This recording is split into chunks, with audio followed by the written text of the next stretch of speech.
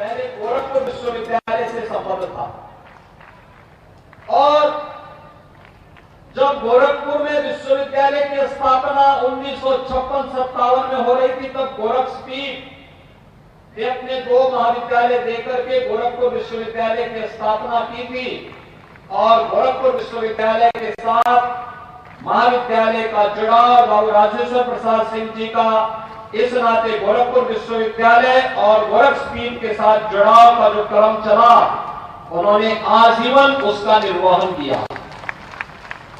जीवन पर्यंत देश और दुनिया में शिक्षा के क्षेत्र में कहां क्या कुछ हो रहा है, उसे वहां बड़ी सहजता के साथ, पूरी तन्मयता के साथ रख करके गाजीपुर पीजी कॉलेज में ला करके उसे स्थापित करते थे।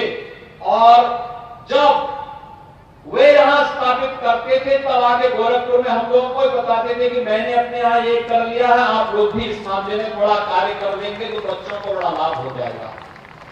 यानी इतनी चैतन्यता, अद्भुत चैतन्यता थी, शिक्षा के प्रति जागरूकता, एक अभिनव प्रयास उन्होंने किया। उसका परिणाम है कि इस महाविद्यालय ने शिक्षा के क्षेत्र में अभिनव कार्य किया। और भाइयों बहनों, यही विरासत के प्रति सच्चा सम्मान है। याद करिए, जब हम गाजीपुर की बात करते हैं, एक महापुरुष बाबू राजेश्वर प्रसाद सिंह हैं, जिन्होंने अपनी विरासत का सम्मान करते हुए यहां के अतीत के साथ इस जनपद को जोड़ने का कार्य किया। अतीत इस गाजीपुर जनपद का कितना गौरवशाली है। जब महर्षि विश्वामित्र के यज्ञ में राक्षस विघ्न बाधाएं डालने लग गए थे, तब रामचरितमानस की पंक्तियां आप सबको भी याद होंगी कि गादि तनय मन चित्ता व्यापी, हर बिनु मरहि न निश्चर पाती। यही सोचा था विश्वामित्र ने, और महर्षि विश्वामित्र के ही पूज्य पिता की राजधानी हुआ करती थी, उन्हीं की राजधानी का हिस्सा था ये गाजीपुर, जो आज गाजीपुर के रूप में हम सबके सामने है। भारत के इतिहास को बनाने वाला जनपद, भारत और आर्यावर्त से राक्षसों का समूल नाश करने का संकल्प लेने वाला जनपद, और इस गाजीपुर का जो संकल्प था, यहां जन्मे और जिन्होंने अपनी कर्मभूमि के रूप में गाजीपुर को उस समय गाजीपुर के रूप में एक नई दिशा दी थी, महर्षि विश्वामित्र की परंपरा का ये जनपद महर्षि विश्वामित्र नहीं होते तो क्या आर्यावर्त की 2 ताकतें अयोध्या और जनकपुर क्या एक हो पाता? आप सब अनुमान करिए कि जनकपुर की सभा में तो अयोध्या को निमंत्रण ही नहीं था, सीता स्वयंवर में अयोध्या को निमंत्रण नहीं, वहां पर तो महर्षि विश्वामित्र माध्यम बने थे राम और लक्ष्मण को ले जाने के, और आर्यावर्त की 2 ताकतों को जोड़ने का काम हुआ था। क्योंकि महर्षि विश्वामित्र इस बात को जानते थे कि रावण के राक्षस बक्सर तक अगर पहुंच चुके हैं तो इसका मतलब आर्यावर्त खतरे में है, और उस खतरे को सबसे पहली बार किसी ने पहचानने का प्रयास किया था, वह नाम था महर्षि विश्वामित्र का। और भाइयों बहनों, राम राज्य की स्थापना का संगनाद किया था उस समय इन पूज्य ऋषि मुनियों ने, और उस परंपरा के साथ जुड़ा हुआ है ये जनपद। हमने अपनी विरासत को विस्मृत क्या किया? याद करिए, जब आदरणीय प्रधानमंत्री जी ने यहां मेडिकल कॉलेज दिया था, तो हम लोगों ने उस मेडिकल कॉलेज का नामकरण भी विरासत के प्रति सम्मान का भाव व्यक्त करने के लिए महर्षि विश्वामित्र राजकीय महाविद्यालय, राजकीय मेडिकल कॉलेज, यहाँ के मेडिकल कॉलेज का नामकरण भी हम लोगों ने इसी रूप में दिया है।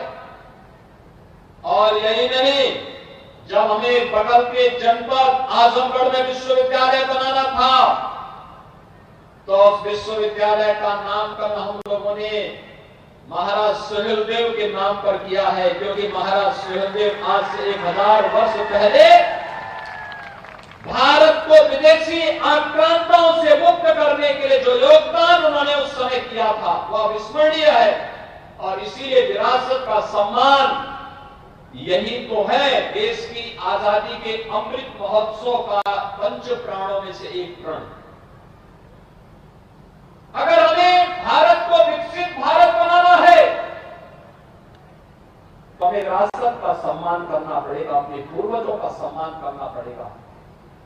पूर्वजों की उस अमूल्य छाती को धरोहर के रूप में सजो करके उसे आगे बढ़ाने में किस रूप में योगदान देना है, इसमें योगदान देना पड़ेगा।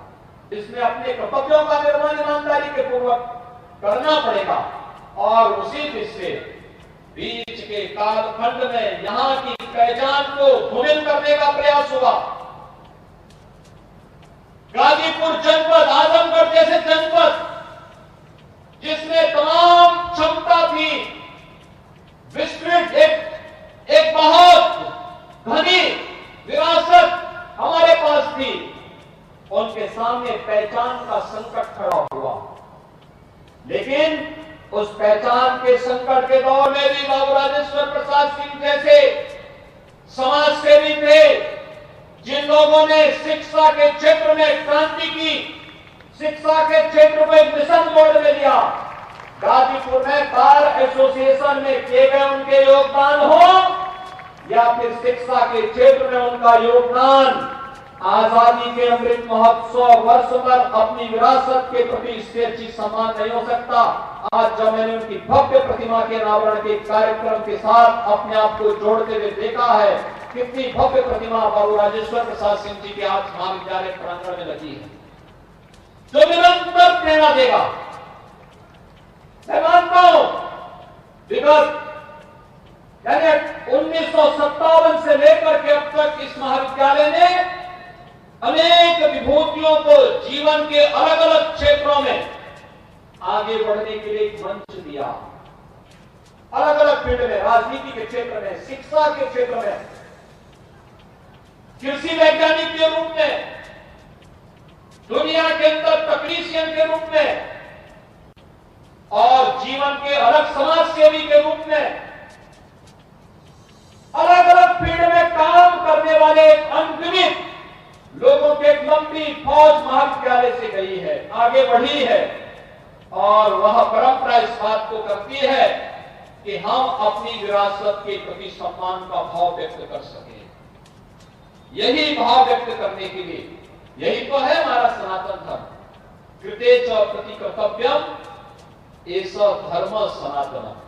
सनातन धर्म की परिभाषा बहुत, एक पंक्ति की अगर उसकी परिभाषा करनी हो तो उसके एक पंक्ति की परिभाषा यह है कि अगर किसी ने हमारे प्रति कुछ किया है तो उसके प्रति कृतज्ञता ज्ञापित करना ये हमारा धर्म है। और उस कृतज्ञता को ज्ञापित करने के लिए ही महाविद्यालय प्रबंध समिति ने, महाविद्यालय परिवार ने बाबू राजेश्वर प्रसाद सिंह जी की भव्य प्रतिमा की स्थापना महाविद्यालय के प्रांगण में की है। मुझे लगता है कि उत्तर प्रदेश के अंदर बहुत कम ऐसे महाविद्यालय होंगे जिनके पास इतनी प्रशस्त भूमि होगी और प्रशस्त भूमि के साथ साथ इस प्रकार के अच्छे संसाधन होंगे जहां प्रबंधन समिति बेहतर तरीके से महाविद्यालय के विकास के माध्यम से अपनी वर्तमान पीढ़ी के निर्माण के कार्य में पूरी तन्मयता के साथ लग करके कार्य कर रही है। एक सराहनीय और अभिनंदनीय प्रयास है। भाइयों बहनों, आज वर्तमान युग में हम जी रहे हैं। प्रधानमंत्री मोदी जी ने पूरे देश के सामने कुछ लक्ष्य तय करने के लिए रखे हैं। उन्होंने पूरे देश को इस बारे में आगे बढ़ने के लिए प्रेरित किया है। जब पूरी दुनिया कोरोना महामारी से पस्त थी तब प्रधानमंत्री मोदी जी ने देश के सामने जीवन और जीविका को बचाने के साथ साथ अपने नौजवानों के लिए राष्ट्रीय शिक्षा नीति भी देश के सामने लागू की है।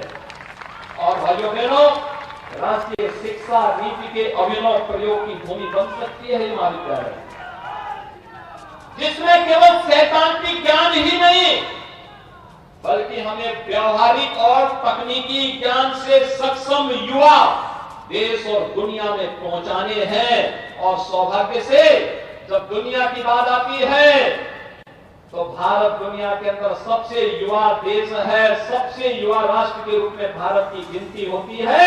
और जब भारत की बात होती है, उत्तर प्रदेश दुनिया देश का सबसे युवा राज्य के रूप में सामने आता है। उत्तर प्रदेश के अंदर हमारी 56% आबादी कामकाजी वर्ग की है। देश और दुनिया के लिए मैं बार बार कहता हूं कि मेरे पास सबसे अच्छा युवा है, जो युवा अपनी प्रतिभा और ऊर्जा से पूरे देश को भी और पूरी दुनिया को आलोकित करने की क्षमता रखता है। और भाइयों बहनों, उसी युवा के लिए ही तो आज हम कार्य कर रहे हैं। नए विश्वविद्यालयों की स्थापना का कार्य हो, नए तकनीकी संस्थानों की स्थापना का कार्य हो, राष्ट्रीय शिक्षा नीति को पूरी प्रभावी ढंग से लागू करने का कार्य हो, अभ्युदय योजना के माध्यम से हमारे युवाओं को प्रतियोगी परीक्षाओं की तैयारी करने के लिए कहीं और न जाना पड़े, उन्हें फिजिकली भी और वर्चुअली भी ये सुविधा उनके जनपद में मिल सके, उनके कमिश्नरी में मिल सके। इसके लिए प्रशिक्षित और उस भीड़ से निकले हुए अधिकारियों और कर्मचारियों की फौज आज उन्हें आगे बढ़ने के लिए प्रेरित कर रही है। अभ्युदय कोचिंग इस दिशा में निर्णायक भूमिका का निर्वहन कर रही है। और यही नहीं, स्वामी विवेकानंद तकनीकी सक्षम योजना के माध्यम से भी हम लोगों ने प्रदेश में वर्तमान में 15 लाख नौजवानों को हम लोगों ने टैबलेट और स्मार्टफोन उपलब्ध करवाए हैं। और अगले 5 वर्ष के अंदर 2 करोड़ नौजवानों को हम टैबलेट और स्मार्टफोन दे करके तकनीकी दृष्टि से सक्षम बनाने के बड़े कार्यक्रम के साथ जोड़ना चाहते हैं। भाइयों बहनों, हम लोगों ने तय किया है विगत 5 वर्ष के अंदर आपका आशीर्वाद डबल इंजन की सरकार को प्राप्त हुआ। प्रधानमंत्री मोदी जी के आह्वान में 2017 में प्रदेश में भारतीय जनता पार्टी की सरकार बनी। सरकार बनने के बाद अपना कार्य योजना को आगे बढ़ाया। 5 वर्ष में 5 लाख नौजवानों को सरकारी नौकरी दी गई। 1 करोड़ 61 लाख